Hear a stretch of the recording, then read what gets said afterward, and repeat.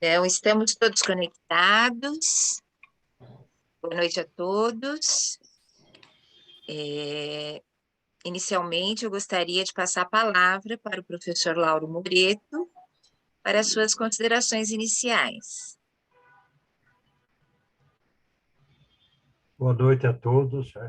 A nossa função agora do nosso projeto novo é o moderador quem coordena toda a atividade. Nós, da diretoria, ficamos assistindo e participando ativamente. Mas sejam todos bem-vindos. Hoje é o dia 30 de maio de 2022 e temos mais um evento que está sob coordenação da professora Silvia Storpirtes, que vai apresentar o nosso palestrante de hoje. Sejam todos bem-vindos.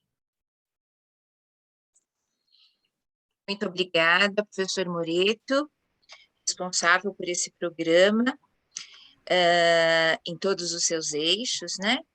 Então, em primeiro lugar, eu gostaria de agradecer pelo convite que a mim, professor, foi feito, né, pelo professor Moreto, para estar coordenando esse eixo junto com colegas aqui da academia. E hoje nós temos o prazer de receber o professor Wellington Barros da Silva. Ele vai nos brindar com a conferência Educação Farmacêutica no Brasil, Perspectiva Histórica e Desafios para o século XXI. Eu vou apresentar brevemente o professor Wellington, que tem um currículo bastante extenso, mas vou apresentar um resumo. Ele é professor associado da Universidade Federal de Sergipe, no curso de graduação em farmácia e no programa de residência multiprofissional em saúde da família. Orienta trabalhos de investigação no programa de pós-graduação em ciências farmacêuticas e no programa de pós-graduação em ensino de ciências e matemática da mesma universidade. Suas áreas de interesse incluem os estudos sobre ciência, tecnologia e sociedade, ensino de ciências, diversidade e inclusão, além de educação em saúde e farmácia social. O professor Wellington é nosso confrade e ocupa a cadeira número 20 na Academia de Ciências Farmacêuticas do Brasil. Muito obrigada por aceitar o convite, colega, confrade e colega de tantos momentos, né, de discussão nessa área. Seja muito bem-vindo, eu lhe passo a palavra. Muito obrigado, professora Silvia. Espero que todos estejam me ouvindo bem. Quero desejar boa noite a todas, boa noite a todos, nossos colegas, confrades, confreiras, aos participantes dessa atividade.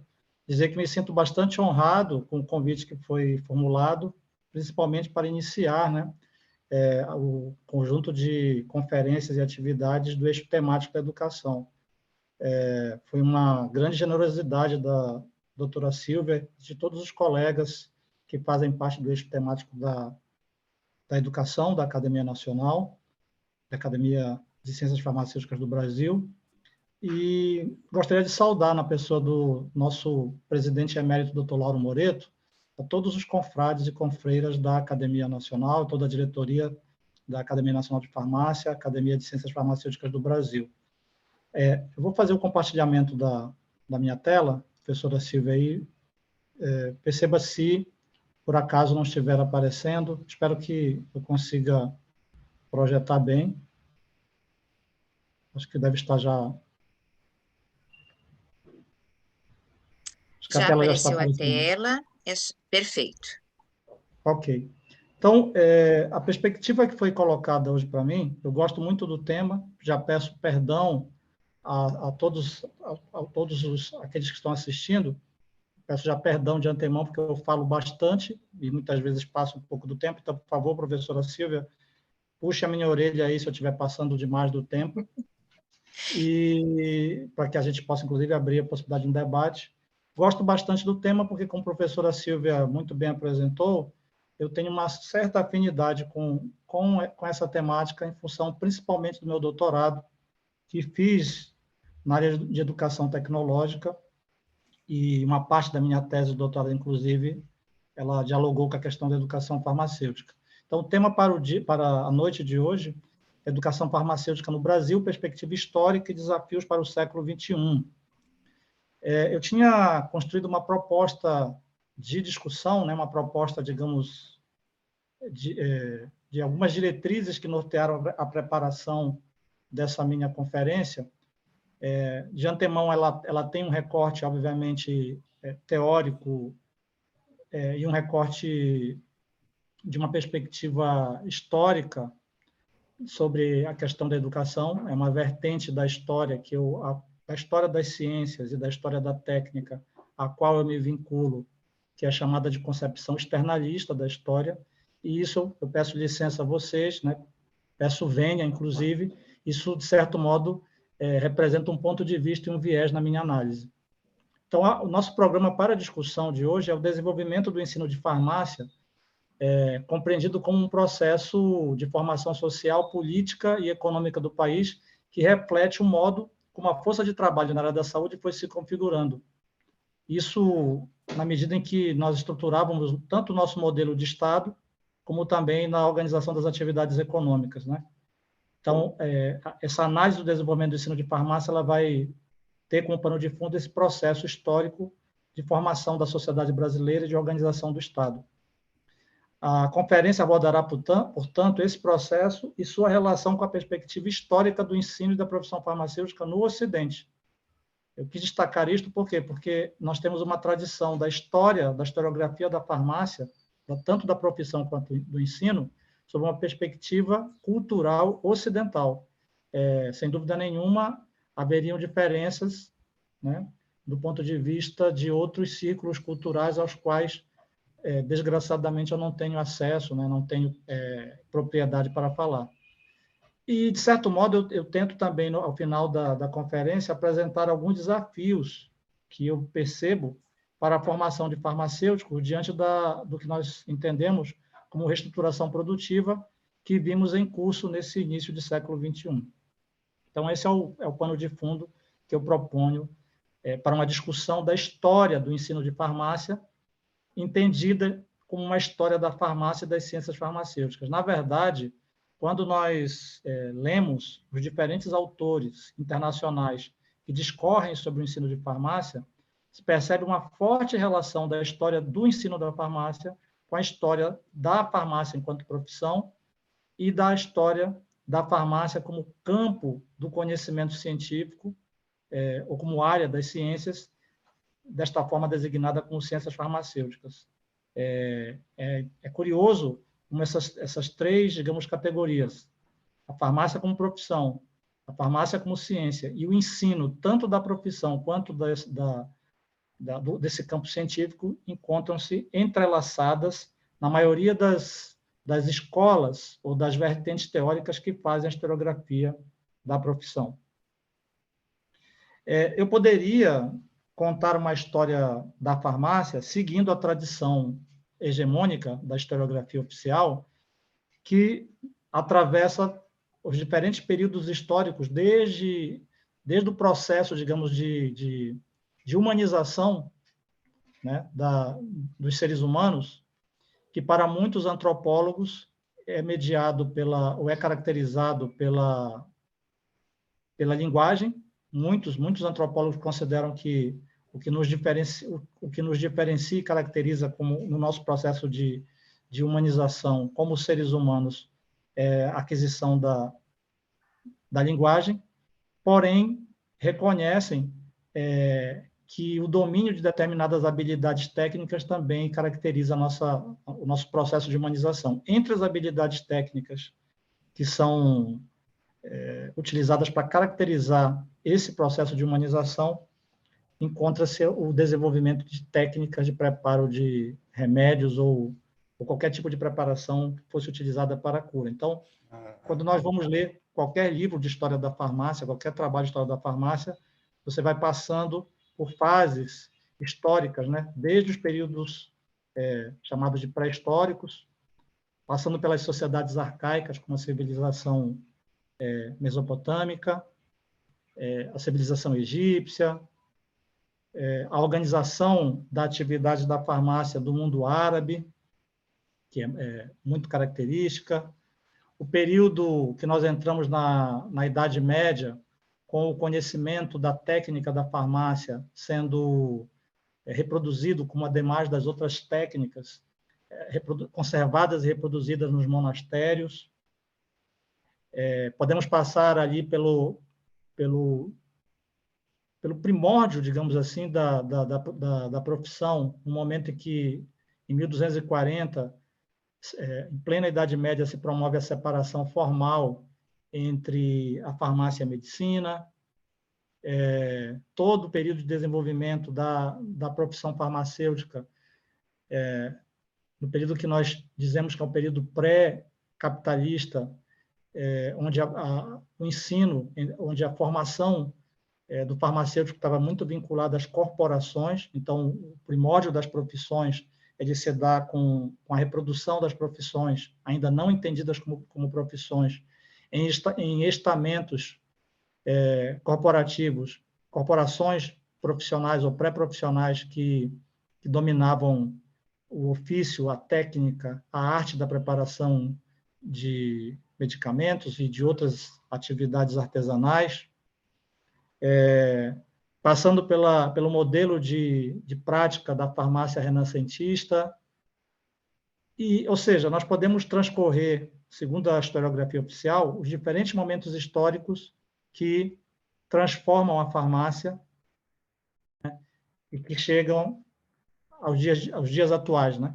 Então, algumas dessas fotos aqui, os colegas devem estar acostumados, devem estar familiarizados, são fotos divulgadas amplamente aí que são presentes ali no Museu Nacional da Farmácia em Lisboa, se eu não me engano. Mas como que a farmácia vem evoluindo como profissão, como ciência, até chegar nos dias atuais, né? Então, a corrente, a tendência hegemônica da historiografia da farmácia vai contar essa história da farmácia de forma linear e de forma cronológica, inclusive mostrando os grandes feitos e os grandes momentos históricos que estavam associados ao desenvolvimento da farmácia. Eu, no entanto, tenho, sem desconsiderar toda essa história, todo esse processo que, de fato, caracterizam o desenvolvimento da profissão farmacêutica e da ciência farmacêutica, ou das ciências farmacêuticas, eu devo, por honestidade intelectual, apresentar para vocês alguns pressupostos da minha conferência e da minha análise. Primeiro, é o pressuposto da reprodução ou produção social, né? Que entende como sendo um processo histórico que as sociedades humanas sempre se configuraram em algum nível de estratificação para além das suas necessidades de subsistência. Então, desde que nós começamos a caminhar pelas savanas africanas e começamos a nos tornar seres gregários, o nosso processo de transformação do meio ambiente, nosso processo de transformação da natureza, o nosso processo de convivência gregária, ele se configura com a estruturação, a organização desde as comunidades primitivas às sociedades mais complexas, com algum nível de estratificação. Essa estratificação se dava, para além da nossa condição biológica, em função de vários aspectos, o principal deles, a necessidade de transformação de meios para a subsistência dos grupos humanos, mas também pela forma como nós produzimos historicamente e produzimos socialmente as riquezas, né, decorrentes dessa transformação. Então, como que nós produzimos bens, como que nós produzimos alimentos, como que nós produzimos aquilo que é necessário para a nossa subsistência, e essa produção sempre foi coletiva, mas também como que nós distribuímos para o usufruto de todos aquilo que é produzido. Então, esse processo social de produção dos bens para a nossa subsistência e, consequentemente, a distribuição ou redistribuição desses bens, eles se dão em consequência de um conjunto muito complexo de processos sociais, econômicos, políticos e culturais, que geram, então, desde o início das primeiras comunidades, algum grau de diferenciação ou de estratificação social. Esse é o padrão da produção e da reprodução social do ser humano desde que nós existimos. Então, esse é um aspecto que vai nortear a análise que eu farei aqui. O outro aspecto é que, em decorrência desse processo de produção e reprodução social, surge o fenômeno social do trabalho. E as profissões, elas são uma particularidade, uma especificidade do trabalho. Elas são, portanto, um fenômeno histórico resultante da necessidade de socialização ou, dito de uma outra forma, dessa necessidade que nós temos de transformar as condições para a nossa própria existência. Então, essencialmente, elas são um tipo de trabalho e de trabalho especializado responsável por criar condições para a própria existência dos seres humanos em socialização. E, completando o que eu falei anteriormente, assim como os antropólogos dizem que o domínio e o desenvolvimento da linguagem corresponde a uma característica fundamental do nosso processo de definição como seres humanos, igualmente, é o fenômeno do trabalho que nos diferencia das outras espécies animais e é também característica fundadora e definidora da nossa condição de seres humanos. E, portanto, como as profissões são um fenômeno da sociedade, a sua gênese, o seu desenvolvimento e, por vezes, o seu processo de extinção representa, ou apresenta, melhor dizendo, forte determinação histórico-social. Então, esses dois precedentes, ou esses dois fundamentos que permeiam a minha análise, elas irão, então, nortear o desenvolvimento ou o ponto de vista que eu vou apresentar para vocês sobre o ensino de farmácia, sobre a história do ensino de farmácia no Brasil e sobre quais são os nossos desafios e possibilidades. Então, se nós tentarmos desenvolver uma história do ensino de farmácia, a proposta que faço aqui é que nós tenhamos uma perspectiva social da história da farmácia e uma perspectiva social da história das ciências farmacêuticas. Então, mais do que uma história cronológica, apesar de que eu vou apresentar um pouco de cronologia aqui, mas mais do que uma história cronológica, o mais importante é tentar apreender ou compreender, ou até interpretar, essa história sob uma perspectiva social. Ao longo dos séculos, desde meados do século XVII e século XVIII, o mundo mudou muito. E eu faço o recorte entre os séculos XVII e XVIII, exatamente porque é neste período em que a maioria dos historiadores e dos sociólogos compreende que surgem as profissões como nós a conhecemos. As profissões, sob essa vertente sociológica e histórica, são um fenômeno da modernidade. E a modernidade ela vai surgir no Ocidente ali em meados do século XVII e século XVIII. Principalmente em decorrência das duas grandes revoluções, né, que modificaram o cenário da vida social e política da Europa e, consequentemente, do resto do mundo, em função das suas consequências, que foram a Revolução Francesa e a primeira Revolução Industrial, né? Então, essas duas grandes revoluções, elas provocam mudanças nas relações sociais, né, das diferentes classes europeias. Elas mudam e reconfiguram as relações econômicas e políticas entre os Estados-nação e, de certo modo, são grandes impulsionadoras do primeiro processo de globalização que a gente observa na história da humanidade, né? Então, a primeira grande globalização vai acontecer muito em decorrência desse cenário, dessas duas grandes revoluções, que, de certo modo, também representam uma passagem, uma ruptura de uma sociedade mercantilista para uma nova forma de sociedade, que é a sociedade capitalista. Essas mudanças, elas, sem dúvida nenhuma, influenciaram na história da farmácia e das ciências farmacêuticas. E, portanto, se eu vou fazer uma história social da farmácia na era moderna, eu posso contar essa história a partir do recorte da história da modernidade até os tempos contemporâneos.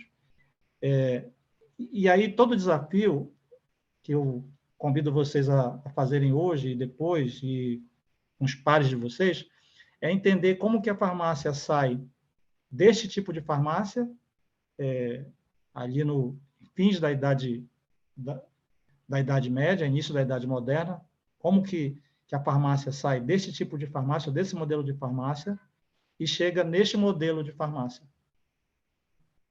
Ou neste modelo de farmácia. Ou como que ela poderá chegar, se já não chegou, neste modelo de farmácia. Então, de uma farmácia extremamente baseada em processos artesanais para uma farmácia que visa a incorporação da automatização e a tendência de incorporação de tecnologias disruptivas, como, por exemplo, a inteligência artificial. Então, como que nós saímos disto e como que nós chegamos nisto, certo?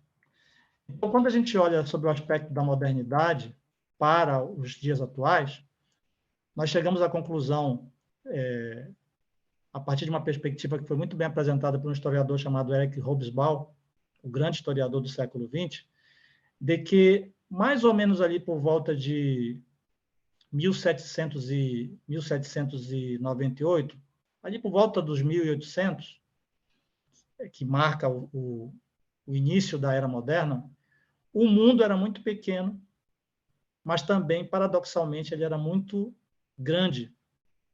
Isso é um paradoxo do início da modernidade, né? Naquele período, nós tínhamos vastas áreas geográficas, várias vastas áreas do globo terrestre que eram totalmente desconhecidas para o cidadão europeu, para o cidadão asiático, para o cidadão ou para os povos do chamado Novo Mundo. Invariavelmente, grandes extensões de mares e de terras eram desconhecidas, mesmo para os grandes viajantes ou grandes navegadores. Então, isso mostra a vastidão do mundo para aquelas pessoas, para o europeu principalmente, que nascia, a maioria dos europeus nascia num pequeno vilarejo, vivia, produzia, fazia o seu processo de socialização naquele pequeno vilarejo e ali morria. Geralmente sem conhecer nem mesmo as grandes cidades ou a capital do seu país. A maioria das pessoas nascia e morria num pequeno vilarejo, né? Consequentemente, nós tínhamos baixa densidade populacional em função de grandes extensões do espaço geográfico, com concentração e densidade em alguns, digamos, grandes centros urbanos. Sevilha, Londres, Paris. Essa é a característica, digamos assim, da Europa, Lisboa, Madrid, a característica da Europa ali do início do final do século XVIII, início do século XIX. Ao mesmo tempo, as distâncias eram muito longas, muito longas, e as viagens e, portanto, a comunicação era muito mais demorada do que nos dias atuais. A expectativa de vida, de forma geral, era bem menor, mas aqui com um detalhe bem curioso, porque quando nós estudamos e até ensinamos isso em epidemiologia, ou mesmo na saúde coletiva, nós temos uma tendência de dizer para os nossos alunos que a expectativa de vida era, de fato, bem menor na Idade Média, na Idade Moderna, quando comparado aos dias de hoje. Bom, se a gente avaliar isso do ponto de vista histórico e do ponto de vista demográfico, não era bem assim. A expectativa de vida era bem menor para as classes camponesas e para as classes urbanas que não pertenciam tanto ao clero quanto para a nobreza. Então, havia, e isso já tem sido bem discutido e apresentado por historiadores e por antropólogos ao longo aqui desse início do século XXI, que havia uma diferença em relação à expectativa de vida e, por incrível que pareça, quando você avalia as classes mais abastadas, essas classes que eu falei, né? Tanto no período da Idade Média, na Idade Moderna e mesmo após a Revolução Industrial, você tem uma certa estabilidade histórica na expectativa de vida.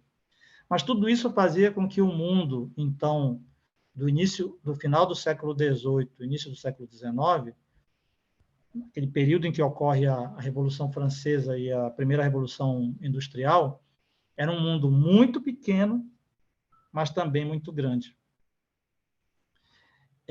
E isso vai afetar a história da farmácia e afeta, de certo modo, se a gente pegar essa característica, como que se dá a organização da profissão farmacêutica e do ensino de farmácia no Brasil. Eu peço licença a vocês para fazer um grande salto, porque eu poderia desenvolver um pouco mais isso do ponto de vista da história da farmácia a nível mundial, mas como o foco da nossa palestra é o ensino de farmácia do Brasil, e em função do tempo, eu vou fazer esse grande salto para tentar mostrar alguns aspectos de como este mundo da modernidade, do início da modernidade, este mundo muito grande e paradoxalmente muito pequeno, vai afetar a organização da profissão farmacêutica no Brasil e, consequentemente, da educação farmacêutica no nosso país.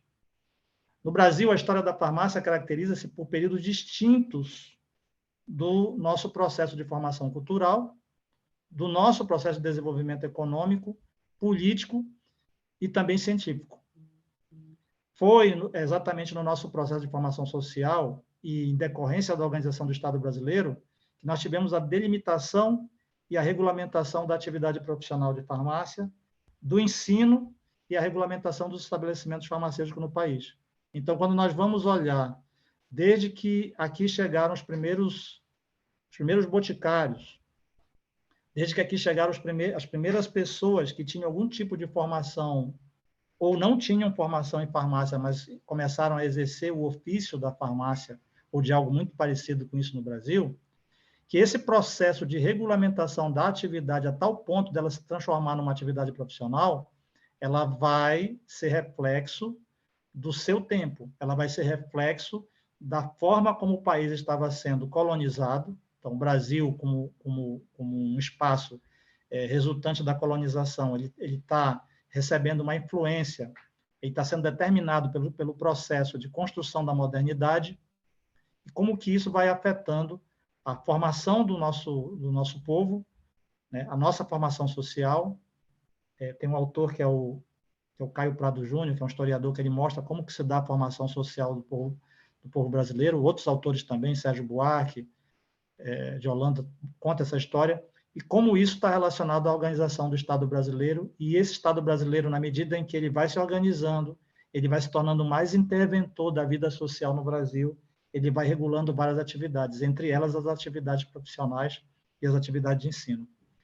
Apesar da prevalência de uma perspectiva excessivamente cronológica na nossa historiografia da farmácia brasileira, nós temos muita produção, né, da historiografia da farmácia sob uma vertente cronológica, porque predomina no Brasil a chamada concepção internalista da história, então isso também influencia na historiografia da farmácia brasileira, mas nós temos percebido nos últimos anos uma profusão de investigação sobre o tema, principalmente no período colonial e no Império, que tentam romper com uma análise só cronológica, e principalmente, então, a nova produção da historiografia da farmácia brasileira, ela tenta ser uma história social da farmácia. As investigações que são referentes à era republicana, e notadamente sobre o ensino de farmácia, ainda são insuficientes. Então, nós temos muita produção, grupos de pesquisa que contam a história do Brasil sob a perspectiva social, que vão contar essa história muito bem contada no período colonial e no período do Primeiro e do Segundo Império, mas ainda tem muita coisa para ser contada na era republicana. E até na era republicana já começam a surgir algumas coisas, mas muito ainda da República Velha. Nós acreditamos que nas próximas décadas, com os grupos de historiografia, principalmente de historiografia da técnica e da ciência, nós acreditamos que vai haver um aumento na produção da história da farmácia brasileira nos anos que se sucedem ao Estado Novo. É um fenômeno que precisa ser melhor entendido, porque ele tem um impacto muito grande para que a gente possa entender o momento no qual nós estamos como profissão no Brasil e o momento que vive o ensino de farmácia. Nós sofremos a influência, digamos, externa, porque somos um país periférico, então as tendências dos países centrais nos influenciam, mas também o nosso processo histórico próprio, o nosso processo histórico interno também reflete muito do que nós somos como profissão e do que nós ensinamos como profissão. Mesmo assim, se nós pegarmos alguns autores, e aqui eu destaco 3 autores, Edler, Vota e Veloso, esses 3 autores, particularmente, eles coincidem na sua análise histórica, no sentido de dividir a historiografia da farmácia brasileira em 3 fases. A primeira fase é a fase do descobrimento até a chegada da família real ao Brasil. A segunda fase corresponde a todo o período imperial. E a terceira fase, que se inicia no período republicano, na República Velha, e iria até os dias atuais. Eu gosto de, se vocês me permitem, eu gosto de reconfigurar essas 3 fases, eu não nego as 3 fases. De fato, se a gente vai olhar a história da farmácia no Brasil e depois, consequentemente, do ensino, a gente pode entender sobre essas 3 fases, mas eu gostaria aqui de destacar, ou desdobrar essas 3 fases, nessas 4 movimentos que eu percebo na história da nossa profissão e, consequentemente, com rebatimento no ensino de farmácia. A primeira ação, que corresponde à primeira fase da historiografia da farmácia no Brasil, é um momento no qual nós estruturamos, de certo modo, no país, o ofício de boticário. E sistematizamos e também organizamos, de forma muito precária, a arte de preparar remédios, e isso no Brasil colonial. Certo? Esse período, segundo a minha interpretação e de alguns historiadores, ele é muito marcado por uma fiscalização, digamos assim, quase incipiente, né? As estruturas do Império Português, que de alguma forma se organizavam no Brasil colônia, na colônia, aqui no Brasil, e tentavam de alguma forma controlar ou regular a atividade social, no início da nossa formação social, eram muito precárias e muito incipientes. Basicamente, só havia algum tipo de organização e de fiscalização da atividade, de regulamentação da atividade, nas províncias no qual havia um mínimo de estrutura de presença do Estado, e naquelas províncias, e, consequentemente, províncias que detinham algum tipo de interesse econômico por parte da metrópole, né? Em grandes extensões do país, o ofício da preparação de remédios era atividade leiga, quando não produzida por boticários sem formação alguma. Geralmente eram boticários assim reconhecidos como práticos e que obtinham uma licença para o exercício da arte de preparar remédios junto ao físico-mor. Eles se apresentavam e obtinham uma licença para o exercício da arte da botica. Isso vai caracterizar todo o período colonial, marcado também pela presença, nós sabemos disso, das preparações, né, feitas nos monastérios, né? Os jesuítas tiveram um papel também na preparação de formulações que eram distribuídas e algumas eram reproduzidas nas diferentes boticas ao longo dessa extensão de terra que era o Brasil, né? Que é o Brasil. É um período também curioso, já se inicia ali no Brasil Colônia a circulação de conhecimentos também de médicos ou conhecidos como físicos práticos que compartilhavam, de certo modo, seu conhecimento com elementos digamos, populares, e esse período também é um período no qual se processa uma incorporação gradual de conhecimentos de práticas de cura das comunidades, das populações indígenas, que aos poucos são incorporadas às práticas oficiais dos boticários. Então, é um período no qual, mesmo entre os monges dos nossos monastérios, entre os jesuítas, se faz uma troca de conhecimentos, né? E uma circulação de conhecimentos, a gente chamaria isso de circulação de ideias, né? Essa categoria filosófica. Você vai ter uma circulação de conhecimentos que são apreendidos pelos jesuítas nas comunidades tradicionais indígenas, e isso é utilizado na transformação e na criação de uma verdadeira, digamos assim, farmacopeia mais nacional de preparados, de remédios. Então, você vai ter a presença de preparados, obviamente, que vêm das farmacopeias portuguesas e farmacopeias europeias, mas você começa a ter alterações, adaptações e preparações com espécies vegetais, principalmente nativas aqui da nossa flora. O segundo momento, a segunda ação que nós vamos perceber já na transição do Brasil colonial para o período no qual ocorre a vinda da família portuguesa para o Brasil em 1808 e a instalação da primeira formação, né, digamos assim, de farmacêuticos. Na verdade, quando se instalam as escolas de medicina e cirurgia da Bahia e, posteriormente, no Rio de Janeiro, se começa a formação também de farmacêuticos, né? É um processo que ele pode ser caracterizado como uma transição do ofício de boticário para a profissão de farmacêutico. É nesse período que ocorre também a organização do ensino e, consequentemente, a regulação da atividade farmacêutica. Ela vai acontecer durante todo o século XIX. Esse é um período importante porque, nesse período, nós vamos ter a organização do ensino farmacêutico vinculado ao ensino de medicina.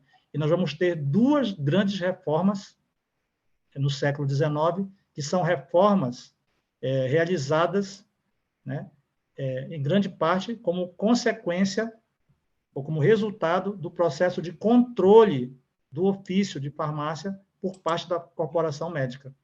Esse período do Império,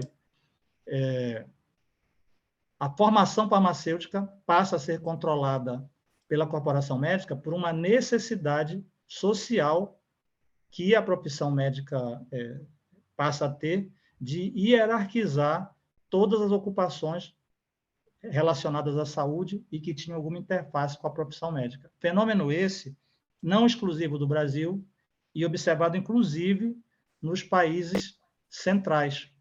Então, historicamente, o próprio status político e social que a medicina vai ocupar nos países ocidentais, na Europa, nos Estados Unidos e nos países da América, os países, digamos, mais periféricos, é o resultado de um processo social. E esse processo social, no campo da saúde, significa divisão social do trabalho na área da saúde, hierarquização das atividades ou das ocupações na área da saúde, com controle e hegemonia da prática médica. Então, a profissão médica, quando ela também se consolida no século XIX, ela se consolida pela capacidade política e social de reorganizar e controlar a formação e controlar também a prática das outras profissões, colocando aqui entre aspas, concorrentes, de tal modo que ela desenvolvesse a sua autonomia em função da limitação, até certa medida, da autonomia das outras ocupações profissionais no campo da saúde. Então, esse é um período muito interessante, que nós vamos ter, depois eu vou falar das reformas que foram feitas ali, mas, ao mesmo tempo, é um momento também de conquista e desenvolvimento da profissão, porque nós temos nesse cenário a criação da primeira escola de farmácia em Ouro Preto, e aqui eu quero eu quero fazer uma ressalva, a primeira escola isolada de farmácia do continente, e no Brasil ele vai se dar, não é à toa, em Ouro Preto. Né? Então, se a gente vai analisar por que foi criada essa escola em Ouro Preto, você consegue entender o processo econômico e político, porque naquele momento Ouro Preto era, do ponto de vista econômico, poderia dizer assim, uma das principais, se não a principal cidade, em termos da exploração, né, das riquezas, toda a questão que permeava a exploração ali do ouro e das riquezas daquela região ali, né? A mineração ali na região de Minas Gerais era importante, colocava Ouro Preto como uma cidade economicamente muito importante. Mesmo que na criação da Escola de Ouro Preto você já começasse a perceber um declínio na exploração, na mineração na cidade, ela ainda constituía uma das cidades de maior importância econômica para o país. E aí nós vamos ver durante o século XIX inteiro que nas cidades de maior importância política e econômica você vai ter surgimento de escolas, às vezes isoladas ou às vezes associadas à medicina, escolas de farmácia. A terceira ação, o terceiro movimento que a gente observa na profissão é a transição da farmácia oficinal para a drogaria. Essa já acontecendo na transição do período imperial para a República, principalmente ali nos primeiros 30 anos, né, da República, durante a chamada República Velha, você vai ter um processo de industrialização no país, mesmo que tímido, mas um processo que se inicia de industrialização na produção de medicamentos, ele se incrementa, de fato, a partir do Estado Novo, mas esse é um momento interessante, porque reflete no Brasil já os ecos da Revolução Industrial sobre a produção de medicamentos. Aquilo que já tinha até acontecido algumas décadas antes na Europa e nos Estados Unidos, chega de forma tardia no Brasil, e chega de forma tardia por uma questão histórica, um fato histórico já consumado. Nós somos um país de capitalismo tardio. Nós e outros países da América Latina, os países periféricos, aqui, esse modo de produção, esse modo de organização da economia, processo de industrialização, ele é todo tardio. Então, e de novo, Caio Prado Júnior mostra francamente isso, como que até os anos 30 nós éramos uma sociedade basicamente agrária, com características, inclusive com algumas características assim semi-feudais, digamos assim, e como que com o advento do Estado Novo nós temos que acelerar o nosso processo de reorganização industrial, como que isso afetou a nossa organização social e portanto, a chegada tardia da industrialização de medicamentos no Brasil é reflexo da nossa entrada tardia digamos assim, na sociedade capitalista, né? Esse processo de transição da farmácia oficinal para a drogaria, decorrente da produção industrial de medicamentos, do processo crescente de industrialização no país, ele acabou provocando uma desprofissionalização da farmácia, principalmente com a perda da identidade profissional do farmacêutico e a busca desse profissional por outras áreas ou campos de atuação, inclusive alguns deles que não tinham, desde os primórdios da nossa formação profissional, muita relação com a farmácia. Alguns tinham, outros não tinham, mas é curioso como o farmacêutico, então, ele vai abandonando o seu núcleo duro de atuação e que poderia caracterizar o perfil do profissional farmacêutico, a sua identidade, e opta por atuar em outras áreas não exclusivas do seu campo de atuação.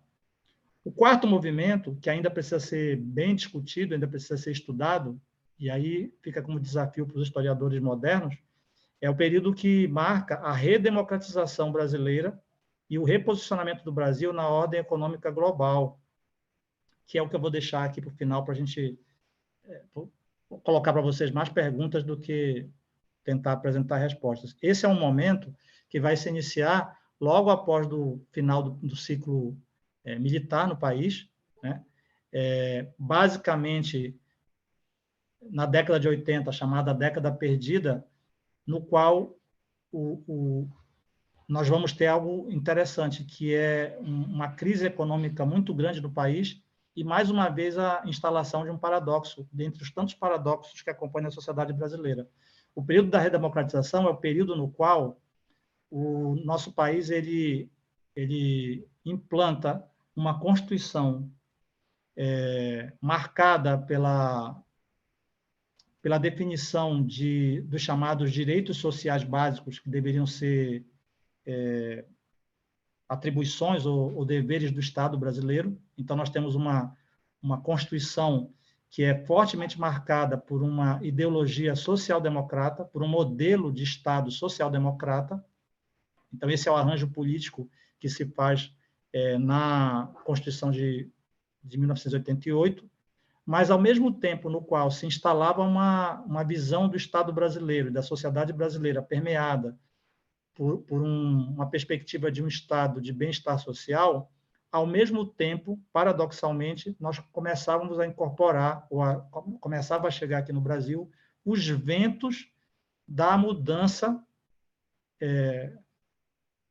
digamos assim, da mudança do arranjo econômico, político e social que acontecia nos Estados Unidos e na Europa na mesma época.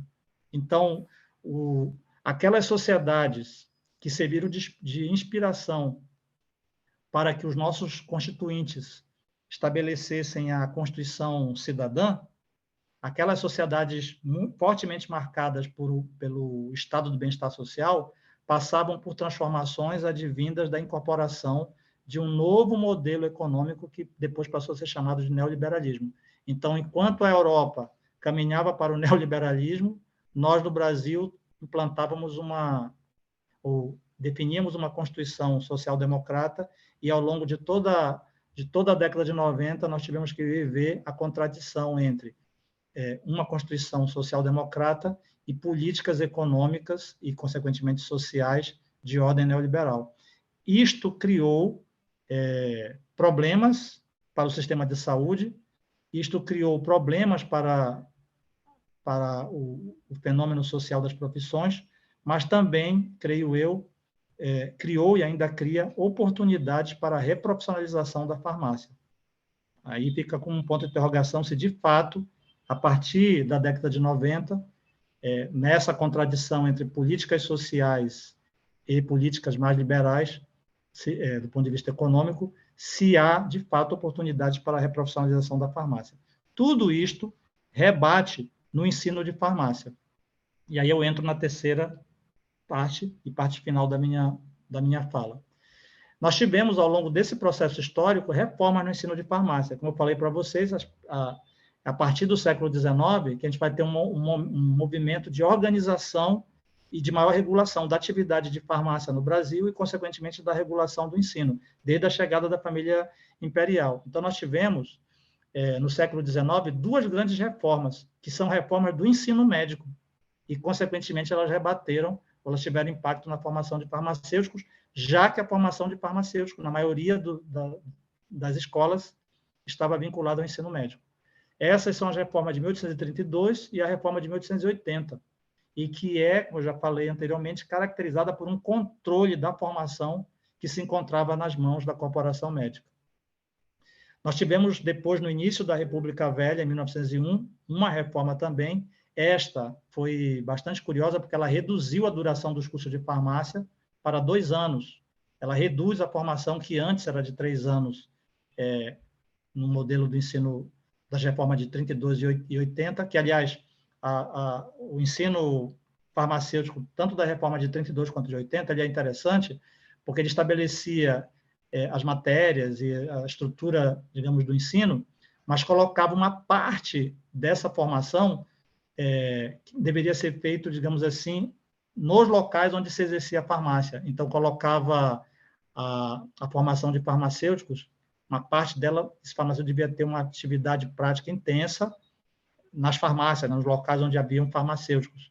Eu cito como exemplo a minha cidade natal, Belém do Pará, que lá o primeiro curso de farmácia que surgiu, o ensino prático era feito nos laboratórios de uma das farmácias mais famosas, uma das farmácias mais famosas que havia na cidade. Então, à noite, os próprios farmacêuticos da cidade, alguns, os mais expoentes, se reuniam, constituíram o corpo docente, e o ensino prático era feito no próprio espaço onde durante o dia eram produzidos e comercializados medicamentos, né?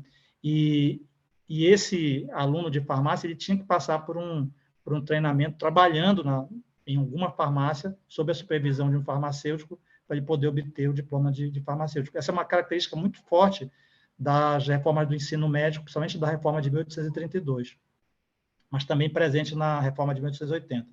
Já na República Velha, você tem uma formação que reduz para 2 anos, ela já começa a demonstrar aí um esgarçamento, um enfraquecimento, digamos, da visão do que era o profissional farmacêutico para a sociedade brasileira, mas principalmente para as autoridades. E essa reforma de 1901, ela, de certo modo, ela reforça uma visão, uma corrente, que nós chamamos de corrente weberiana da sociologia das profissões, que mostra o quanto que o status profissional ele é decorrente do valor que o Estado, ou seja, que os governos atribuem para uma profissão.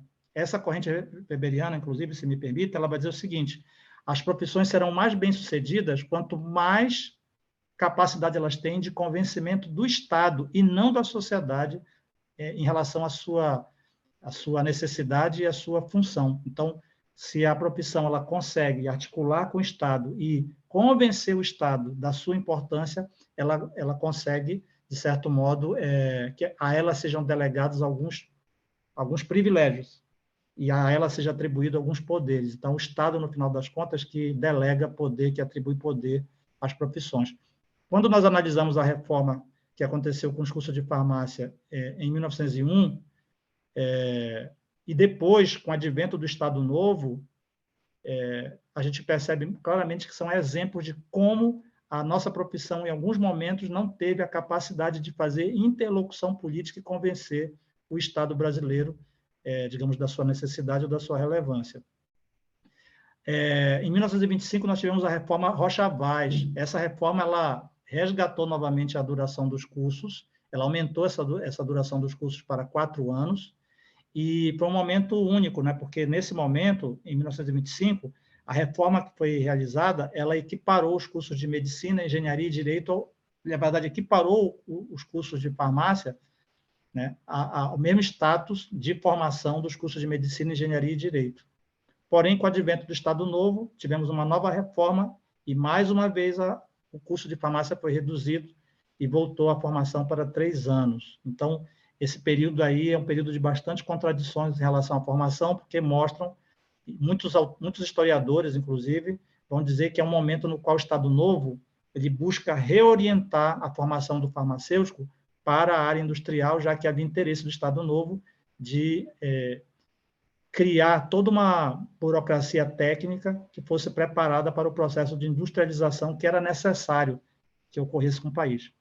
Em 1969, nós vamos ter a grande reforma do ensino de farmácia no Brasil do século XX, que é a reforma de 69, que foi aprovada pela resolução número 4 do Conselho Federal de Educação e que foi decorrente da Lei 5.540, chamada de Lei da Reforma do Ensino Universitário no Brasil. Em 1968, o ensino superior no Brasil passou por uma profunda reforma.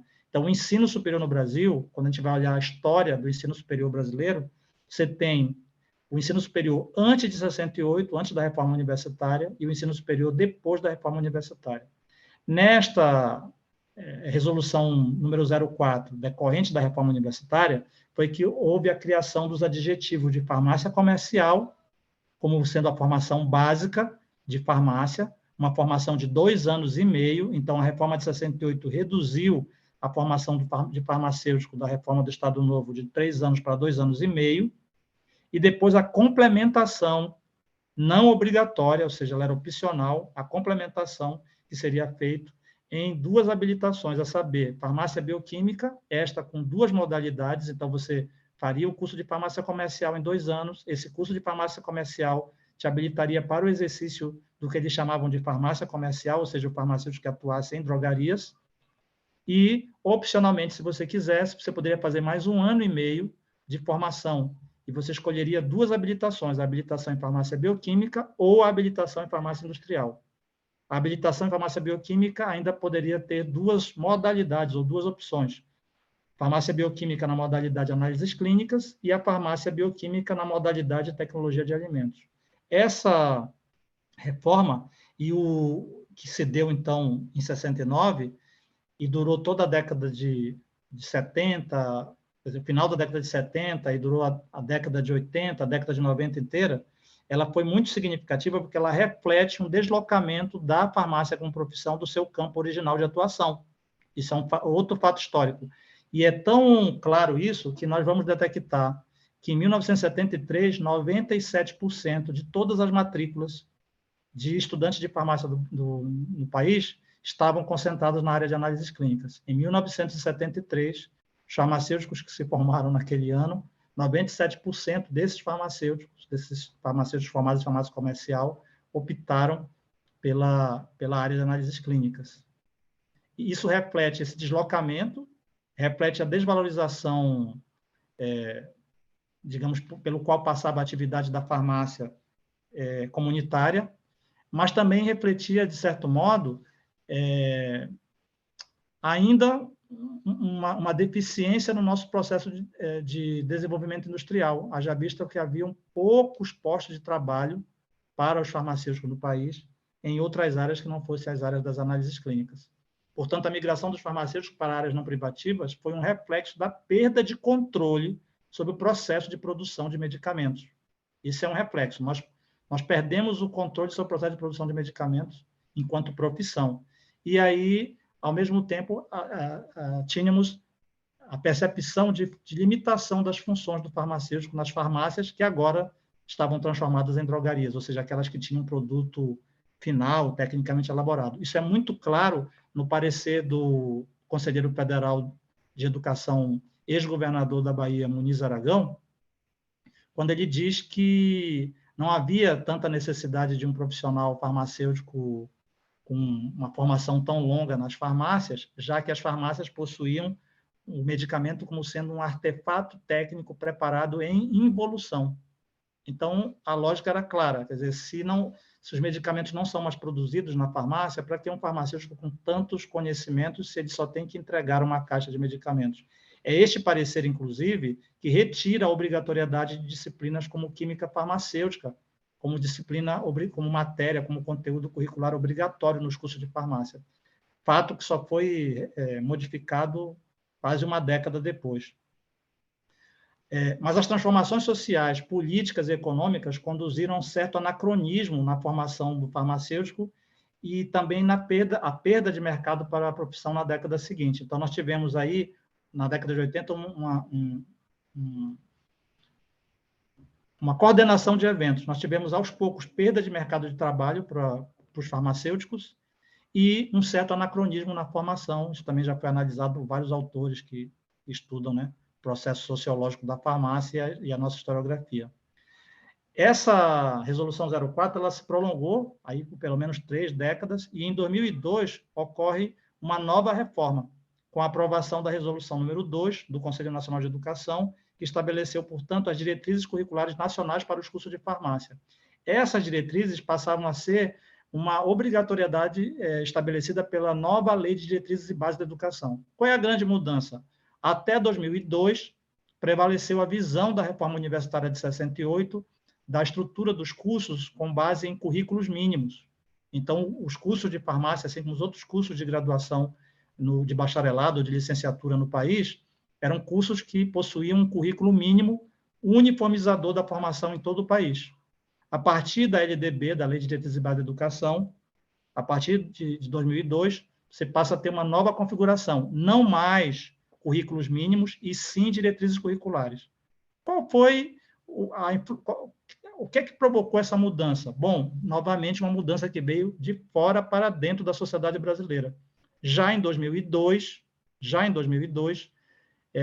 as estruturas econômicas e políticas no país, influenciadas pelo modelo econômico mais liberal, ou chamado de neoliberal, influenciados por um documento chamado Consenso de Washington, elaborado pelo Banco Mundial, e influenciado pelos ventos das reformas educacionais que ocorriam na Europa, instalava-se um modelo pedagógico chamado Pedagogia das Competências, que culminou com o já conhecido Consenso de Bolonha, que estabelece na Europa, por exemplo, uma formação ao longo de toda a vida, uma formação em 3 ciclos, e a construção do currículo como sendo um ato do próprio estudante. Então, o estudante em formação vai construir o seu currículo ao longo de toda a vida. Isso vai refletir na legislação educacional brasileira, e no caso da farmácia, como a extinção do currículo mínimo e a instalação das diretrizes curriculares, que tentam conceber maior flexibilidade na formação desse farmacêutico, preparando, inclusive, esse profissional para que ele possa ingressar em um mercado de trabalho mais global. Mas aí tem uns problemas, eu tenho que apresentar, finalizando essa minha apresentação, o que é que aconteceu, né? Em relação ao modelo anterior de currículo mínimo, tão criticado pelas diretrizes, não havia muita diferença significativa, de verdade não havia. Apesar de todo o discurso das diretrizes, não havia uma mudança significativa. Por quê? Porque, do ponto de vista epistemológico, as concepções presentes nas diretrizes curriculares continuavam ou se enquadravam dentro da mesma perspectiva do modelo biomédico. Apesar do novo discurso assumir a crítica de uma formação tecnicista e fragmentada, o foco continuava sendo no produto. Então, nós não conseguimos vencer a fragmentação. Isso, nós não vamos entrar aqui, não dá tempo, né? Mas se você analisar o texto das diretrizes curriculares da Resolução 02 de 2002, ela continua muito fragmentada. E aí você tem apenas uma mudança, digamos, de foco. Então, ao invés de você focar no material biológico das análises clínicas, como produto, você foca no produto medicamento. Ao invés de você focar na técnica analítica, você tem um deslocamento para a técnica ou para a tecnologia de produção. Então, no nosso caso, a grande mudança que ocorreu é que você passou a reforçar um perfil ou uma identidade do farmacêutico como profissional do medicamento. Como profissional do medicamento. Não havia espaço para pensar o indivíduo como beneficiário das ações do farmacêutico. E, mais uma vez, já em 2002, talvez nós perdemos uma oportunidade, porque, como o nosso processo histórico no Brasil mostra que a gente sempre anda na contramão e demora para incorporar determinados movimentos, enquanto o mundo discutia as profissões sob a perspectiva de uma reorientação para o serviço, nós, no caso da farmácia, reforçamos uma orientação para o produto. Foi neste período que, para tentar superar a fragmentação existente, surgiram denominações resultantes da nova proposta curricular das diretrizes de 2002. Então, você já não usava, você tentava superar aquela fragmentação, né, que muitos diziam do farmacêutico bioquímico, do farmacêutico industrial, e aí surgiram adjetivos como farmacêutico pleno, farmacêutico clínico, farmacêutico generalista, que foi o que pegou, farmacêutico clínico industrial e farmacêutico bioquímico clínico. Curioso que a gente continua buscando adjetivos como se a adjetivação ela fosse necessária para o empoderamento, né, da profissão ou para que ela tenha mais status ou mais poder. É uma curiosidade que não é exclusiva do farmacêutico brasileiro, diga-se de passagem, de adjetivação desse farmacêutico. É uma tendência que continua existindo, a tendência do especialismo. Apesar da boa intenção em tentar resgatar uma identidade perdida, na falta de uma identidade clara que expressasse a missão da prática profissional, continuavam os farmacêuticos brasileiros fragmentados, à procura de um adjetivo que melhor os qualificassem como profissionais. Por fim, nós tivemos, então, em 2017, a nova reforma. O Conselho Nacional de Educação aprova a resolução número 6, de 2017, e que é interessante, eu quero, nessa finalização, mostrar para vocês, eu destaquei alguns artigos dessa nova resolução. Ela diz, vejam, no artigo 3º, o curso de graduação em farmácia tem como perfil do formando o farmacêutico profissional da área de saúde. É a primeira,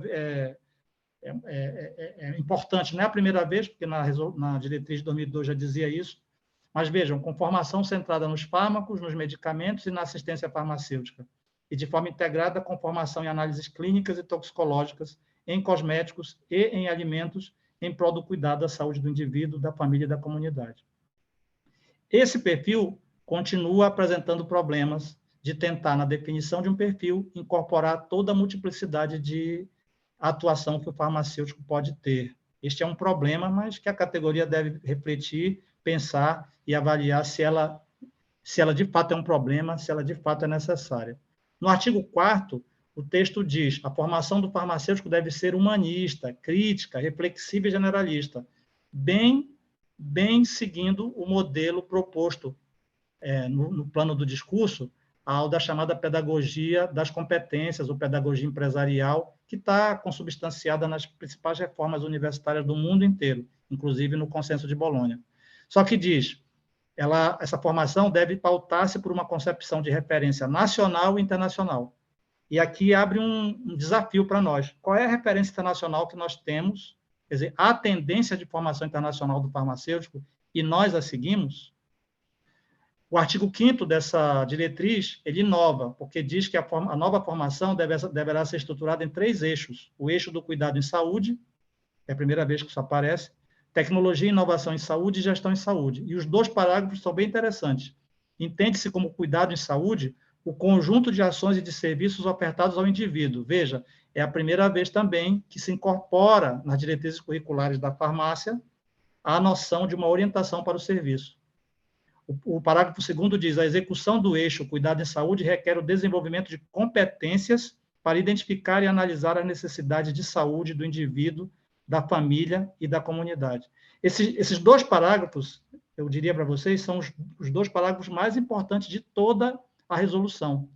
Por quê? Porque eles operam explicitando um deslocamento e a incorporação de uma nova vertente para descrever o que se entende como o foco da profissão farmacêutica no Brasil. Esse deslocamento é qual? Que a profissão deve ser orientada para serviços e que a profissão ela deve atender à necessidade de saúde das pessoas, que é a visão moderna de profissões em todos os diferentes ramos.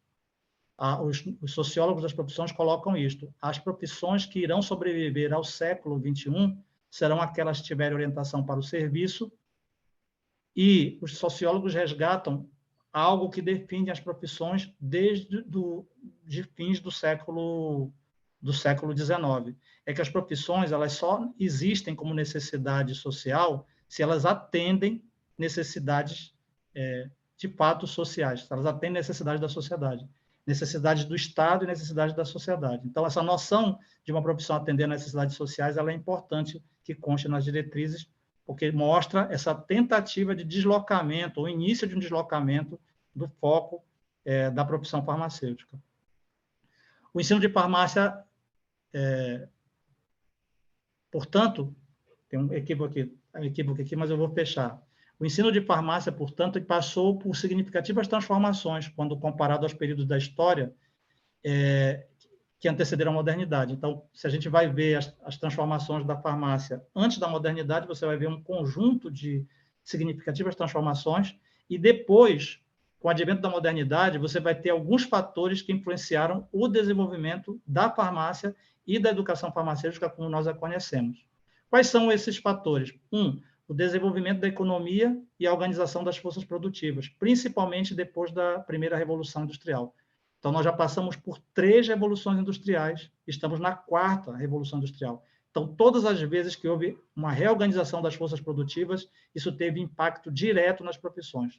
Por quê? Porque isso provoca transformações na sociedade. Isso porque essas reorganizações das forças produtivas se dá em função do incremental da ciência e da tecnologia. Consequentemente, você acaba influenciando na organização e desenvolvimento da profissão, do ensino, de entidades farmacêuticas.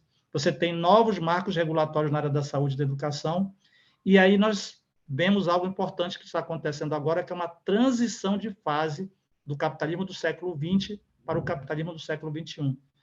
O que leva a dizer que esta fase da Revolução Industrial ela é tão revolucionária ou mais revolucionária do que a primeira Revolução Industrial.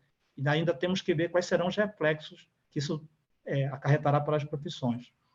O mundo, por fim, era muito grande e agora ficou muito pequeno. E aí nós temos como grande pauta o desafio da globalização e como isto afeta a educação farmacêutica. Sinteticamente, tá, o que nós chamamos de globalização compreende um conjunto de fenômenos de escala planetária para a qual as universidades e o ensino devem estar preparados. O surgimento de uma economia global, a desregulamentação do comércio mundial, a ascensão do capitalismo financeiro, o incremento da inovação tecnológica, o surgimento de novas tecnologias de comunicação, a formação de blocos geopolíticos supranacionais, que aí tem impacto, porque esses blocos geopolíticos também são blocos econômicos que previram a circulação de mão de obra, e isso tem impacto na empregabilidade e na formação, a manifestação de riscos ambientais e sociais globais e a eclosão de uma pauta e de um ativismo global como nunca antes visto na história do nosso planeta, né? Então, nós temos as grandes pautas globais e há, inclusive, uma ordem global que tenta estabelecer uma coisa chamada governança global, com a proliferação de organismos multilaterais. Tudo isso influencia nos países, né? E a gente tem visto assim, uma contradição muito grande nesse início de século, porque há grupos que aceitam e grupos que reagem a essas tendências. Um epílogo que eu queria deixar aqui para o debate para vocês diz respeito às profundas transformações pelo qual a farmácia passa diante desse novo cenário ou dessa pauta da globalização. Particularmente, o resultado de um estudo feito pela Federação Internacional dos Farmacêuticos entre 2015, se não me engano, a 2017, no qual eles fizeram um levantamento de 74 países, os países que detêm 76% da população mundial. Nesses países, eles conseguiram identificar a existência de pouco mais de 4 milhões de farmacêuticos. Fizeram um levantamento. Nesses 74 países têm, ou formaram, nesse período, 4 milhões de farmacêuticos. Nós temos, no momento que foi feito o levantamento do quadro, da força de trabalho, da mão de obra dos farmacêuticos, é bem claro isso. 4 milhões de farmacêuticos. Pouco mais da metade apenas exercendo a farmácia. 2.824.984 farmacêuticos exercendo a farmácia. Pois bem, essa mão de obra, pouco mais de 50% da mão de obra, ela está distribuída desta forma. 75,1% dos farmacêuticos, né, nesses países avaliados, eles exercem atividades em farmácias e drogarias, certo?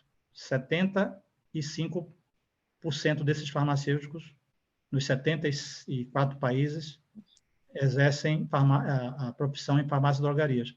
13% exercem em instituições hospitalares. E 12,7% exercem a farmácia em todas as outras possíveis áreas de atuação do farmacêutico. Então, esse é um desafio para a empregabilidade global e um desafio para a formação de farmacêuticos. Então, como reagir e como se posicionar diante da reorganização global da produção e seus impactos nos postos de trabalho e nas atividades farmacêuticas? Como enfrentar a formação do que nós chamamos hoje de precariado profissional da farmácia? Profissionais relativamente bem formados, com diplomas, mas com condições de trabalho cada vez mais precarizadas. É uma característica da reorganização das forças produtivas, da reorganização do trabalho nesse início do século XXI. E como enfrentar o desafio de promover a equidade, a sustentabilidade e o desenvolvimento social, porque todas essas questões históricas mantiveram e, de certo modo, aprofundaram as diferenças, as desigualdades e comprometem hoje a sustentabilidade do nosso planeta. Era isto que eu tinha para apresentar e me coloco aí à disposição para eventuais críticas ou comentários. Muito obrigado. Muito obrigada, Wellington.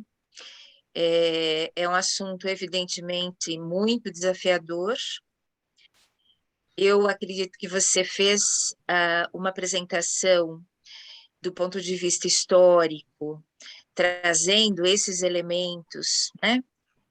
O histórico, o social, e principalmente quando você finaliza a sua apresentação, você traz dados da FIP, a Federação Internacional Farmacêutica, para nos, digamos assim, nortear, inclusive, né, essa discussão. Eu achei bem interessante a forma como você trouxe, né, conseguiu, né, sintetizar essas informações, esses marcos históricos que estão aí registrados, né, em muitos documentos.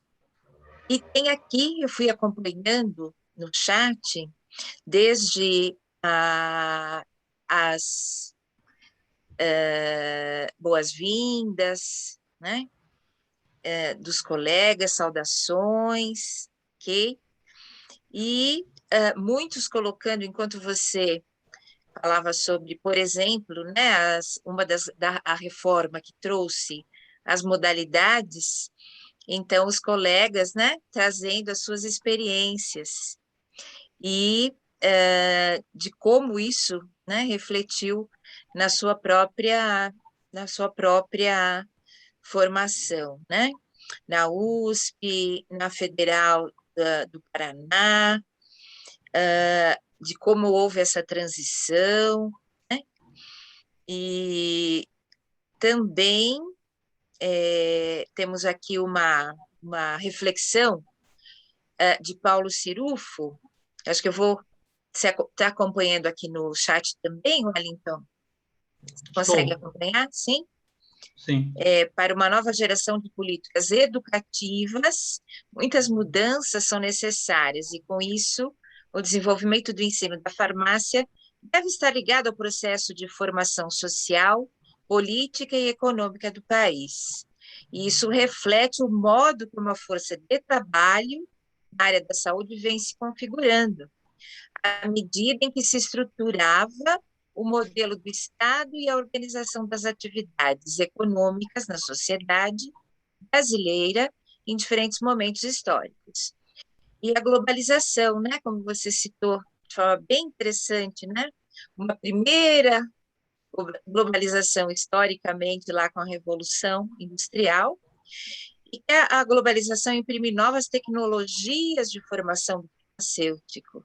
E nesse cenário, eis a minha questão sobre os desafios do ensino diante a nanociência e a farmacovigilância. Então, antes de você comentar, só gostaria de registrar também felicitações do Dr. Agostinho, felicitações pela excelente apresentação, muito original do ponto de vista da sua estruturação e exposição. Acho que isso você comentou no início, né, Wellington, que você não faria uma apresentação do ponto de vista, digamos assim, formal, né? Trazendo um olhar em função do quanto você pôde estudar esse fenômeno, inclusive no seu doutorado. E o professor Agostinho também comenta essa precariedade de que você falou, né? Ele acredita que não é exclusiva da farmácia, mas também é um mal geral que afeta a maior parte dos profissionais, né? E ele quer saber a sua opinião. Então, um pouquinho dos seus comentários, Wellington, sobre a questão da globalização, o ensino, nanociência e farmacovigilância, e a precariedade, né? Outros colegas comentando, parabenizando, né? E se você pudesse acrescentar aí esses comentários, Wellington. Perfeito, vou tentar acrescentar mais rapidamente, que eu falei mais do que eu devia, né? Que eu falo mais do que o homem da cobra, como dizem. Mas é o seguinte, os dois professores, eles acertaram na mosca. Professor Paulo, obrigado. Professor Agostinho também. São desafios. Nós temos o desafio de ensinar, de formar para as novas tecnologias que estão colocadas aí. Elas cada vez mais vão interferir no que a gente está fazendo. Em termos, eu acho assim, de curso de farmácia, por exemplo, nós temos que preparar o farmacêutico para ele atuar em todos os níveis em que ele vai atuar para o século XXI. Então, nós temos, nas faculdades, por exemplo, brasileiras, nós temos que entender o que é que a indústria, tanto a nacional quanto a internacional, por exemplo, estão avançando, estão discutindo e pensando em termos de desenvolvimento tecnológico, porque nós temos que formar farmacêuticos para esse novo cenário de desenvolvimento tecnológico, né? E os desafios estão colocados ali. Então, o professor Paulo acerta, né? O desafio, por exemplo, da farmacovigilância é um desafio para a formação. Quantos cursos de farmácia no Brasil estão preparando farmacêuticos para atuar na farmacovigilância, na vigilância sanitária? E o doutor Agostinho ele coloca essa questão da globalização e do precariado, que não é um problema restrito da farmácia, é um problema que está sendo discutido hoje no mundo inteiro, em todas as profissões. Mais recentemente, nós vimos a polêmica com a criação da chamada teleconsultório e a preocupação que os médicos têm com um fenômeno chamado de uberização da medicina, que é um fenômeno real e que já passa a ser observado na Europa, por exemplo. Então, a precarização do trabalho de todas as profissões e também das profissões da saúde, inclusive a farmácia, é uma preocupação que as organizações farmacêuticas devem ter e que isso irá influenciar na nossa formação. Só para o doutor Agostinho, para eu concluir, para ele ter uma ideia, um dos grandes problemas, doutor, que nós enfrentamos hoje no Brasil é a formação de EAD de curso de farmácia. E essa formação em EAD, ela já é uma preparação, digamos assim, um preâmbulo do processo de precarização da atividade farmacêutica no país. Não é exclusiva mesmo da farmácia e é um fenômeno da globalização.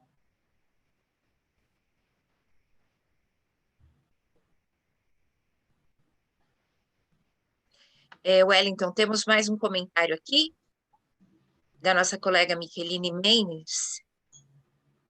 Sempre pensei que queremos formar os farmacêuticos com excelência em tudo. Se pensarmos que o farmacêutico tivesse uma base de conhecimento sólida e depois pudesse evoluir e atingir a excelência em residência, profissionais e outras formas de pós-graduação, como fazem os médicos e enfermeiros. O que você acha dessa proposição? Eu acho interessante, eu queria dizer para todos aí que quanto mais velho eu vou ficando, mais eu tenho certeza que eu não sei de nada.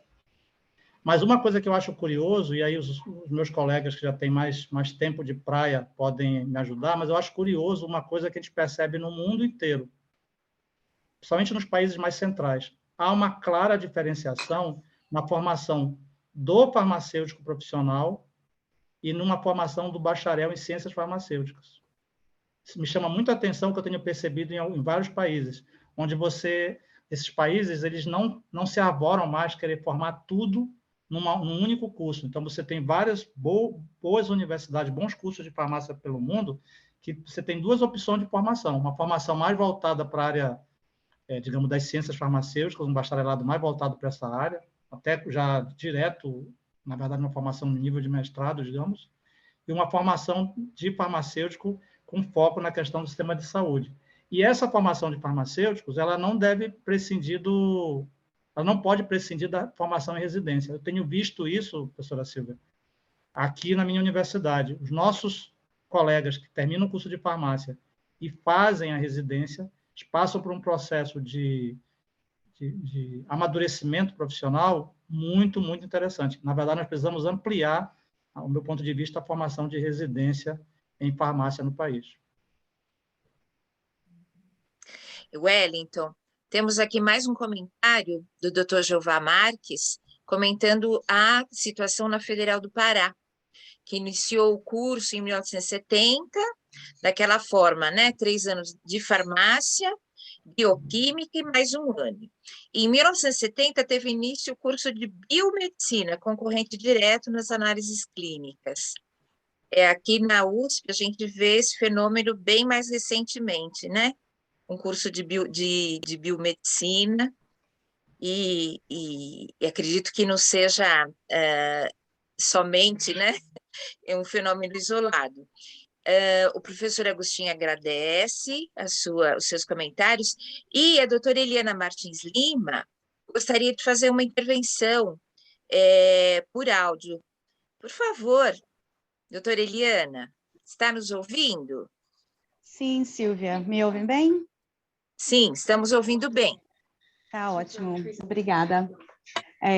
Bom, eu assisti, eu tive um interesse muito grande em assistir essa apresentação hoje, agradeço muito pelo esforço do professor Wellington, acho que ele fez uma abordagem excelente sobre um histórico da evolução do curso de farmácia, e eu gostaria de ter assim o direito de apontar alguns pontos em que eu discordo, porque ao longo da última década, principalmente, eu venho me sentindo muito incomodada pela forma como essas diretrizes, como as formas daquilo que vem sendo entendido como uma evolução do curso, tem impactado na estruturação dos nossos cursos. Eu vivo dentro de uma faculdade de farmácia há quase 40 anos, professora há 32 anos quase, e o que eu entendo como uma especificidade do profissional que nós formamos é um profissional responsável pelo medicamento. E isso nós perdemos. Nós perdemos para o químico, perdemos para o engenheiro químico, perdemos para o biotecnólogo, perdemos para uma série de outros profissionais que foram a pequenos passos, a pequenas modificações e inserções no seu perfil de atuação, assumindo atividades antes exclusivas do farmacêutico e que, de repente, se perderam. Ao mesmo tempo, o farmacêutico, na minha concepção, também se perdeu. Se perdeu porque, ao perceber que aquilo que era seu, exclusivo, intocável, foi mordido a pequenas gotas por outras profissões, então ele também começou a abraçar algumas atividades de outras profissões. Uma coisa que me incomoda muito, assim, me desculpe por estar me prolongando, mas eu vou chegar no ponto aqui que eu gostaria de ouvir o comentário do professor Wellington. Eu jamais vi nenhuma outra categoria profissional que ergue bandeiras suplicando por valorização. O farmacêutico, até onde eu tenho percebido, é o único profissional que suplica por ser valorizado. E por que isso? As diretrizes de 2002 não trouxeram uma solução para os cursos que existiram nas décadas de 70, 80, 90. Um profissional com mais de 70 áreas de atuação pode ser uma profissão extremamente desafiadora e atrativa para vários indivíduos que se interessam por uma formação bastante completa e complexa, mas, na minha percepção, aquilo que aconteceu em 2017 com um profissional generalista que ganhou uma série de sobrenomes e que, na verdade, sai das nossas universidades se sentindo frágil para atuar em qualquer uma delas. Desculpe, doutora Eliana, eu peço Oi? que vá concluindo, Tá bom, só para nós não concluindo. passarmos muito do tempo, me desculpe. Tá bom, estou concluindo, obrigada, desculpe, Silvia.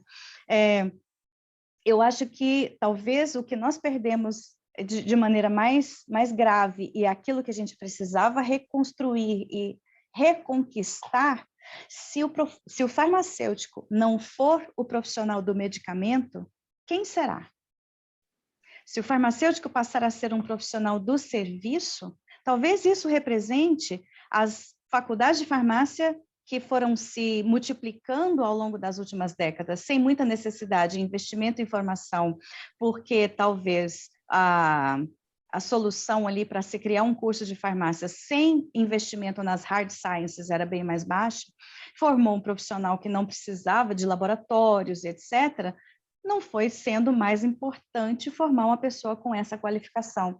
Mas então, assim, eu queria ouvir do professor Wellington qual a opinião dele. Se o farmacêutico sai da universidade tocando de leve as suas várias áreas de atuação, ou se ele deveria ser um profissional do medicamento, porque o medicamento também é um atendimento muito grande às necessidades sociais. E se o farmacêutico não for, quem será?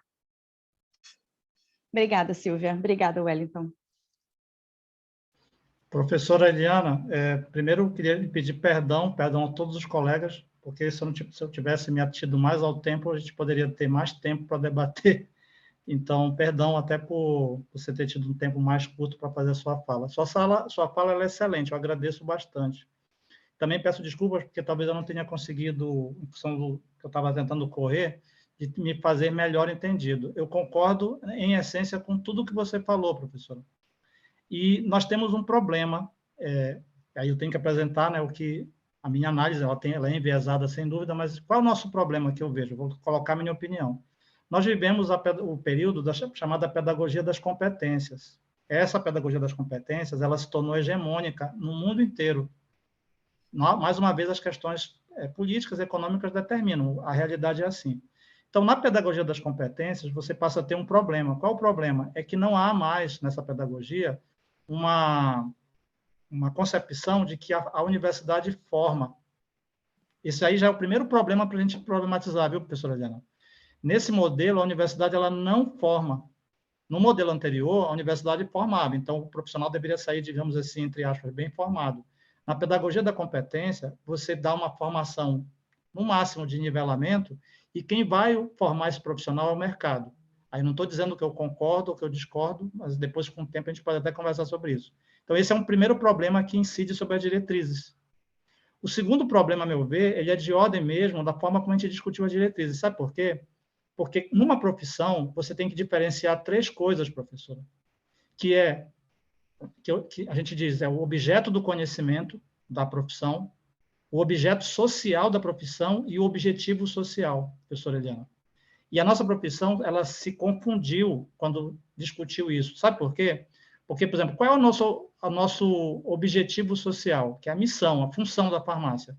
O objetivo social nosso, dos farmacêuticos do mundo inteiro, que é o que nos dá a identidade, é prover medicamentos, produtos e serviços de saúde para a sociedade. Esse é o nosso objetivo social. Então, a gente atende a uma necessidade social, porque a gente faz a provisão, principalmente de medicamentos, mas também de outros produtos e serviços para a saúde, de acordo com a característica de cada país, digamos assim. Esse é o nosso objetivo social. Só que, para alcançar esse objetivo social, nós precisamos ter claro qual é o nosso objeto social e o nosso objeto do conhecimento. O nosso objeto do conhecimento é o medicamento. É sobre ele, e nas suas diferentes dimensões, fármaco, insumo, droga, o que seja, esse é o objeto de conhecimento do farmacêutico. Ele pode até ter outros objetos de conhecimento, mas o objeto central do conhecimento dele é o medicamento, seja insumo, seja produto tecnicamente obtido. E o nosso objeto social chama-se processo de uso de medicamentos. Na nossa formação, e consequentemente nas diretrizes, isso não está claro, por isso que gera muita confusão. Então, quando eu formar um farmacêutico, quando eu fosse discutir isso no currículo, me permitam me alongar um pouquinho, eu tenho que ter claro, no meu plano pedagógico, qual é o meu objeto do conhecimento, medicamento. Qual é o meu objeto social, processo de uso de medicamentos. E qual é o meu objetivo social, que é o objetivo de formar farmacêuticos, digamos, no final. Se isso estiver claro, nós vamos perceber que a reorientação para serviços não significa abrir mão do nosso objeto do conhecimento, muito menos do objetivo social. Mas como essas três coisas elas estão misturadas, porque ainda tem aquela outra questão que é assim, mas o farmacêutico não é o profissional do medicamento, ele é o profissional de saúde. De novo, nós estamos misturando as coisas. Todos os profissionais de saúde são profissionais de saúde. O enfermeiro, eu, o médico. Só que o que significa isso? A nossa essência ontológica é que nós somos profissionais da saúde. Só que, como profissionais de saúde, nossa essência ontológica, nós temos um objeto do conhecimento específico para nós, chama-se medicamento. Entendeu? Então, assim, eu concordo com a senhora. Infelizmente, tanto na primeira diretriz quanto na segunda, isso não está muito claro.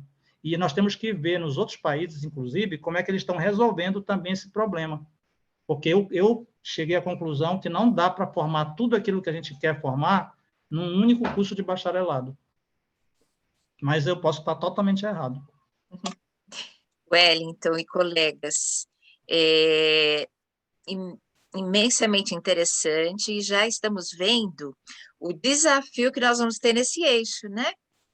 Então, olha, nesse eixo estamos eu, professor Wellington, professora Micheline, professora Maria Nazaré de Alencar e professor Tarcísio Palhano. Então, nós já vamos ter como referência essa nossa primeira discussão para organizar as próximas conferências, ok? Para nos ajudar nessa discussão. Eu vou, em função do tempo, eu vou me permitir aqui a colocar mais uma intervenção do professor Batistuso e teremos que encerrar. Mas antes de encerrar, eu vou pedir para que todos abram a câmera para a gente poder saudar aqui, especialmente ao palestrante, ok? E peço desculpas já, porque não podemos nos adiantar tanto assim no horário. A intervenção aqui do nosso colega Batistuso, querendo saber sua opinião, Wellington, sobre a questão, né, das habilidades dos farmacêuticos, como a aplicação de botox, peelings, procedimentos estéticos. E, além disso, a prescrição de medicamentos isentos de prescrição. Como é que o farmacêutico é preparado para prescrever? Né? Apenas com anamnese, sem exame físico, ou exames complementares? Você poderia fazer um comentário, então, sobre, digamos assim, essas novas especialidades que foram sendo incorporadas mais recentemente? Rapidamente a questão da prescrição. Em relação à prescrição, parece que há uma tendência global em algumas sociedades, em várias sociedades ocidentais, de flexibilizar o poder sobre a prescrição terapêutica. Nesses países, a prescrição está sendo flexibilizada e ela está sendo atribuída para algumas profissões em específico, notadamente a farmácia e a enfermagem. Isso é muito forte hoje na Inglaterra, presente também muito forte nos Estados Unidos e tenho conhecimento também que no Canadá. Então, isso é um reflexo das contradições da sociedade e, digamos assim, de uma tendência que os estados têm, que os governos têm, que os planos de saúde têm, ou seja, existe aí um elemento econômico também que está determinando, ou que está mediando essa tendência global de flexibilização do ato do poder de prescrição. A profissão farmacêutica, do ponto de vista sociológico, ela identifica e ela se aproveita dessa situação, dessa conjuntura, para conquistar maior poder. Existe um sociólogo chamado Eliot Freidson, que ele, há muitos anos atrás, na década de 70, estudando a medicina, ele conseguiu desenvolver um modelo que mostra, no campo da saúde, quais são as profissões que têm maior poder. Novamente, a visão dele não é a verdade, a visão dele é uma visão neoweberiana das profissões. Então, ele diz o seguinte: as profissões da saúde são voltadas, orientadas para o serviço, orientadas para a consulta, e que têm um poder sobre o diagnóstico e a terapêutica, são profissões que detêm maior autonomia e maior utilidade para o Estado. Consequentemente, são as profissões, digamos, que têm mais status. Isso é uma análise do Eliot Freidson. Então, eu vejo que é uma tendência que está acontecendo, o Brasil acabou não ficando de fora disso, de certo modo. Quanto às outras habilidades, para fechar, é aquela história, né? As profissões, elas tentam ampliar a sua franja de atuação. Todas as profissões tentam ampliar. Só que nós temos que ter um certo cuidado, e aqui eu quero me distanciar e falar não como farmacêutico, mas quando eu olho isto. O grande problema é quando você tenta...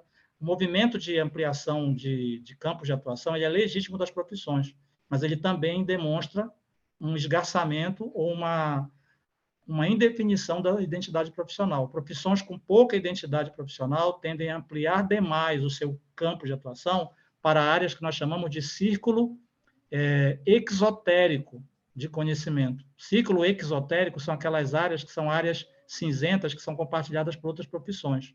Quando se amplia demais esse círculo exotérico, você tende a reduzir o chamado círculo esotérico, que é o núcleo duro que dá identidade para a profissão. Então, o grande desafio para as profissões é como elas podem ampliar atividades sem descaracterizar o seu núcleo duro, sem descaracterizar a sua identidade. Nós temos uma profissão que concorre com a gente, com todo o respeito que eu tenho à profissão de biomedicina, mas no caso brasileiro ele é um exemplo disso. A biomedicina é uma profissão sem núcleo duro e com uma grande franja do chamado círculo exotérico com X. E quanto mais ela amplia o seu círculo exotérico, mais distante ela fica de identificar ou de definir uma identidade profissional clara. Então, esse é um problema que a biomedicina vai ter que resolver. Nós já temos os nossos problemas para nós resolvermos. Né? Então, pelo adiantado da hora, eu gostaria de agradecer imensamente a sua disponibilidade, Wellington. Eu já imaginava que seria bastante ousado, no sentido de promover, né, essa discussão, e eu particularmente, estou bem satisfeita, né, em que possamos ter essa discussão e a oportunidade, ainda ao longo do nosso eixo temático de educação e ciências farmacêuticas, trazer outros palestrantes que vão nos ajudar, então, a discutir, né, esses elementos todos. Eu agradeço muito a sua apresentação, o seu posicionamento claro, né? E trazer uma visão que não é fechada, trazer uma visão que busca conversar, né, com esses aspectos, né, sociológicos, que são muito importantes na formação de uma profissão. Eu convido agora os colegas a abrirem as suas câmeras, por favor.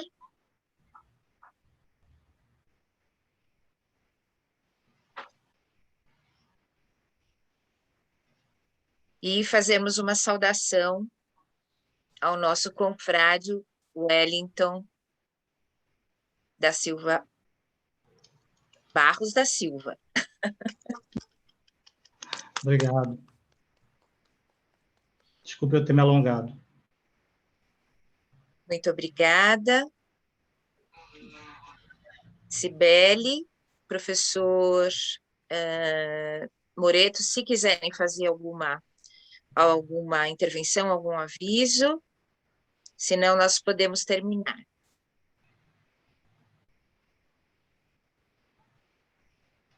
Queria parabenizar a Wellington, que trouxe contribuições importantes, né, para esse nosso eixo.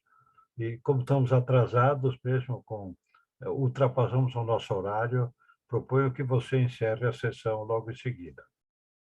Uma boa noite a todos. Boa noite, professor Lauro. Boa noite, Wellington. Boa noite a todos os colegas e muito obrigada. Então, está encerrada a nossa sessão de hoje. Obrigada.